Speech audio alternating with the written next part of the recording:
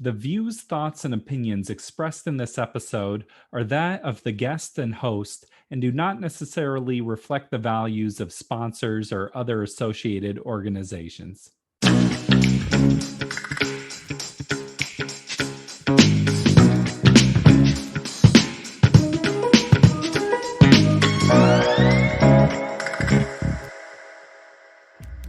Welcome to the Parental Compass by Family Education and Support Services. I'm your host, Bobby Williams. Glad to have you here. Please subscribe to the show. Every week, a new episode. Every week. When you have a child that's been through trauma, especially when it's trauma that has come from some of their closest relationships, it can be incredibly difficult. Often, that trauma can show up in ways that leave you feeling a little bit helpless. As always, we are here with a little bit of support. Our guests are Penny Michel and Stephanie Rodrigues. They work with families along with the University of Washington to teach Trust Based Relational Intervention. Their methods and ideas can make a huge impact on helping a child who's been through a lot. Let's check it out. Sure. Relational trauma is trauma that has happened within a relationship. So often the parent-child relationship. So when we think about the child welfare system, we're thinking about typically like abuse and neglect. So what does TBRI look like? Are there ways that it's different than traditional parenting? Well, the fun thing about TBRI is all about relationship at the core. So it's relationship. So in that way, it's wonderful for any sort of parenting, whether you are parenting kids who are healing from trauma or really any relationship you have with children. So, but the really cool thing from my experience as a parent, an adoptive parent who's parenting kids who are healing from trauma, is that it not only gives you the education around trauma and attachment and all of those things, but it also gives you kind of a concrete intervention for like, here are some things I can do, implement in my home, in my relationships that can have a healing impact on my family. So that's kind of the exciting thing. What are some of the things you can do that maybe you wouldn't normally think of? Yeah, I mean, it's so fun because it's as simple and as easy to implement as like making sure kids are hydrated and fed every 2 hours. So we're talking about maintaining hydration and appropriate blood sugar levels, to like a intervention method for how do I intervene in behaviors? Like what level is this behavior and how can I intervene in it in an appropriate way? And so they use the 3 principles, the empowering principles to meet the regulation and physical needs of children, the connecting principles to meet the relational needs of children, and then also the correcting principles to disarm fear-based behaviors. So the hydration, you keep them hydrated. If they're having a tough time, is it an answer to be like, here, have a protein pack and a glass of water? It is. I'm going to hand that one off to Penny because this is one of her favorite things to talk about. Yeah. And yeah, that's something that I talk with caregivers all the time is that when kids start, I'm going to use my hand model, right, become dysregulated. The first thing that should pop into their brain, into caregiver's brain, first thing they should think about is when's the last time did I feed and water this child? Right. And I don't know about you, but as an adult, I become hangry, right? And just like Stephanie had talked about that, there's even, they're advertising that word. Isn't Snickers is like, are you hangry? Right? Get your candy bar. And this is just the same with our kids. And I always tell, adults that you think about our brain like a battery, and that our brain needs protein and hydration in order for it to operate optimally. And I always think about like some of our kids are like Energizer bunnies, right? And so they burn through their battery juice a lot quicker than we do at times. And they really don't have that emotional regulation to understand, just like us. Well, sometimes we don't either. When we get really grumpy and we say, and then all of a sudden it's like, oh, I'm hangry. Or sometimes our kids do ask for their needs to be met, like right before dinner time, when there's these wonderful meal or smells are happening. And of course, a child comes to you and says, I'm hungry and, can I have, a snack? And a lot of times what we hear caregivers is like, nope, we need to wait. Dinner's going to be happening in 10 minutes. And then this is what we see with our kids. They become so dysregulated because they're coming to you asking for a need to be met that needs, and for our kids, especially for some of our kids who have food insecurities, this is life or death, right? And for us the other thing we talk about in TBRI is about filling their yes bank. And so here's a great opportunity. It's like, you know what? Dinner's going to be ready in about 10 minutes. So how about right now you can have like a cheese stick or an egg. And then, and then you'll be tied over until dinner happens. So you say filling your yes bank. I'm interpreting that as when you can say yes, say yes. Yep, you got it. Yeah, we talk about filling their yes bank. And because how many times do we say no or don't to kids in a day or people, right? And so, and as you know, Bobby, because you've talked with multiple people around parenting stuff, is there's a lot of times when we say no to our kids or our kids say no, what happens to them, right? They get dysregulated. And so the more we can try to fill their yes bank or think about ways, it's like, well, yes, we can do that after we do this, right? That's kind of a way of filling their yes bank. It's still a yes, even if it's a conditional yes. Mm-hmm. So you talk about relational, then what is that piece of this? Relational is just like, it's about building relationships. And the other thing I believe what relational means is that to have caregivers understand that some of the behaviors that our children display have been survival behaviors that they needed to develop in, from where they came from just to survive. When we talk about trust-based relational intervention and those tools that we give to caregivers is to have caregivers have this understanding and come from a place of empathy instead of saying, what's wrong with this child, but what has happened to this child. So it sounds like part of what you're saying is not just focusing on this child is misbehaving, but what is the reasoning behind this misbehavior? Yeah. We always talk to our caregivers that sometimes we need to become behavior detectives. And like I said earlier, is when, kids start becoming dysregulated, right? First thing that should pop into their brain is, when's the last time I feed and water this child? But also to really validate their feelings is like, I see that you're having a real hard time right now, buddy. And, let's try to help figure this out. Yeah, talking about the food insecurity, I worked with a youth that would always store a bunch of stuff in their room, and that was obviously a trauma behavior. Mm-hmm. Yeah. That survival behavior that we were talking about, right? Yeah. And that's a really common behavior that we see, and that a lot of our caregivers talk about. So, what's the answer to that then? You don't want a child storing stuff in their room. What can you do, or how do you start to approach that from a TBRI perspective?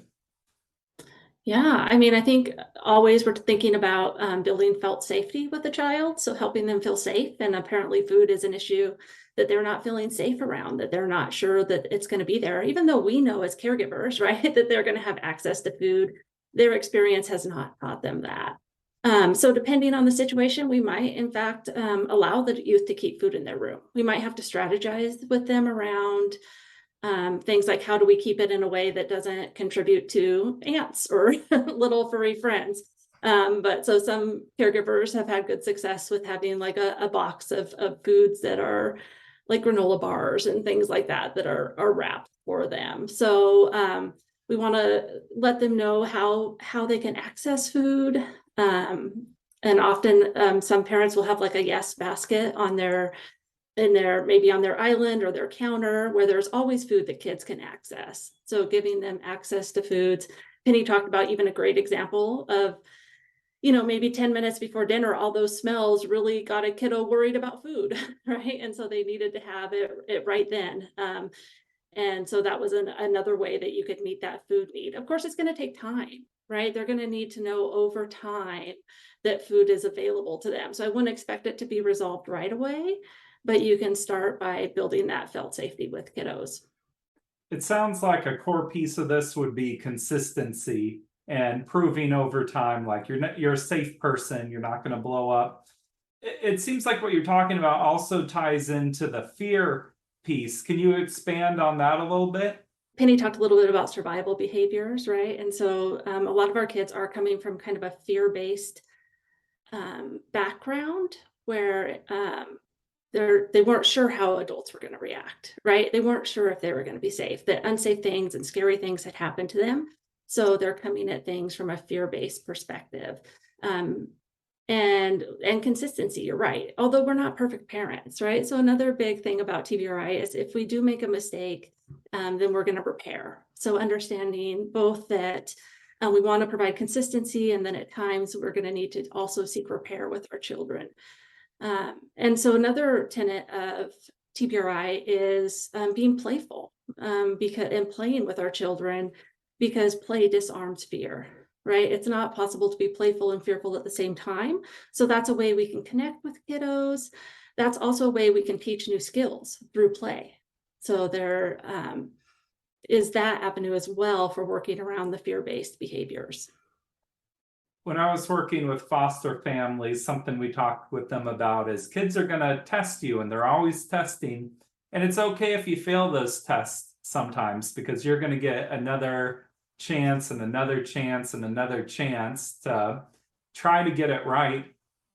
Every week almost, it feels like we're talking on the show about remaining calm in the face of misbehavior or challenging situations. And I'm sure that ties into what you're talking about here too. Yeah, that's a big piece is, it's those lovely mirror neurons, right? Is that if it's our job is that when kids become dysregulated, not to, match them in intensity. And one of the quotes that Stephanie talks about all the time is that we need, when there's the intensity of a behavior, an adult needs to attach the intensity with empathy. So that it's, a lot of our kids have a hard time self-regulating. And so we need that adult who can keep their brain regulated to come alongside them to help get their brain back into, coming from dysregulated to regulated. And that's where we need to be to help bring them back in. And we need to come alongside them.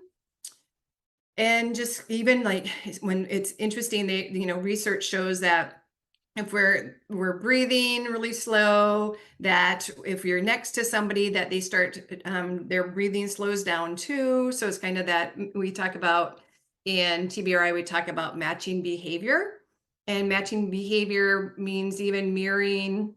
If they're sitting with their legs crossed, that you do that too.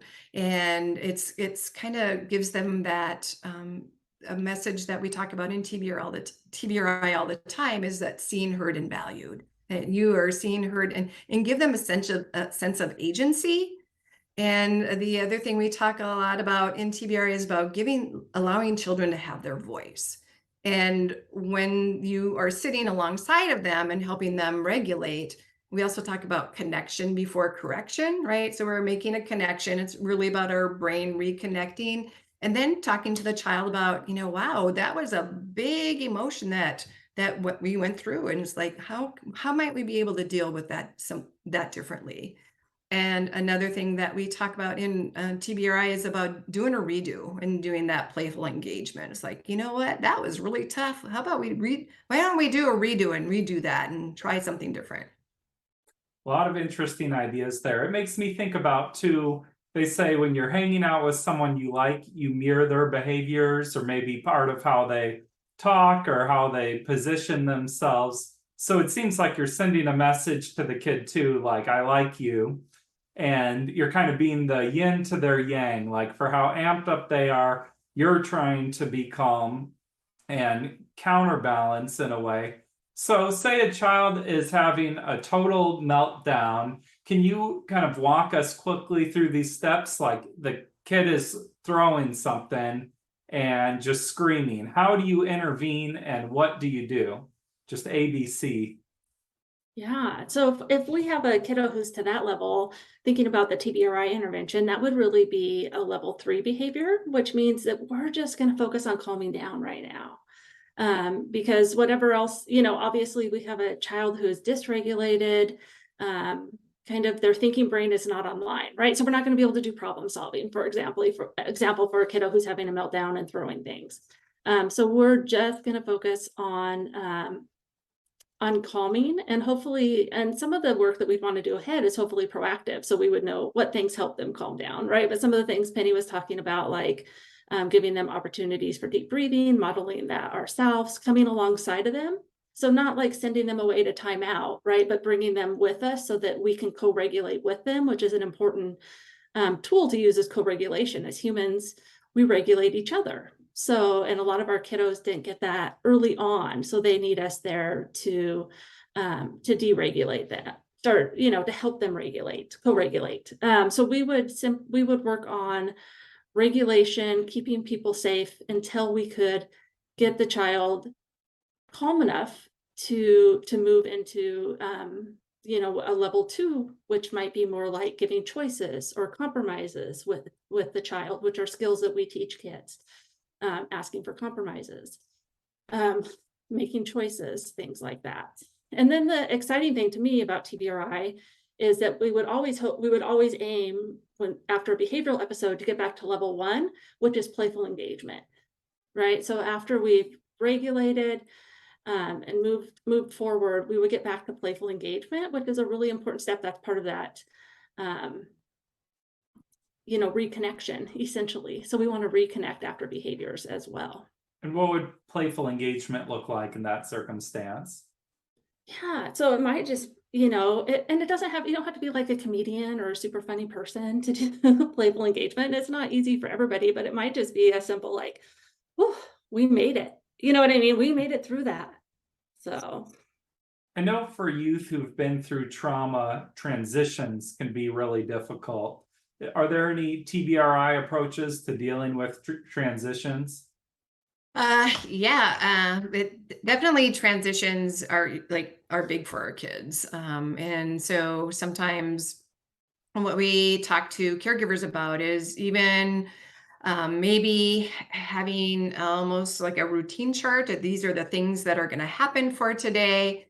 The other thing we talk about is, talk to children is like, this is what we're going to do next. Another big thing is we see this a lot in the TBRI videos in our trainings, is that they are letting kids know ahead of time, like 10 minutes before we clean up, right? 5 minutes before we clean up. So really giving kids forewarning.